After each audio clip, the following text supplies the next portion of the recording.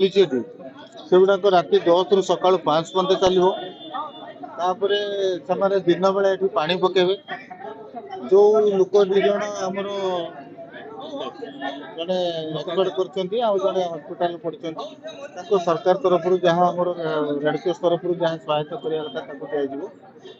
ତାପରେ ଦ୍ୱିତୀୟ ଜିନିଷ ହେଲା ରୋଡ ଦି ସାଇଡ ର ଆମର ଯେତିକି ଏଭିକ୍ସନ ହବା କଥା ତାକୁ ଇମିଡିଏଟ ଆମେ କରିଦେବା।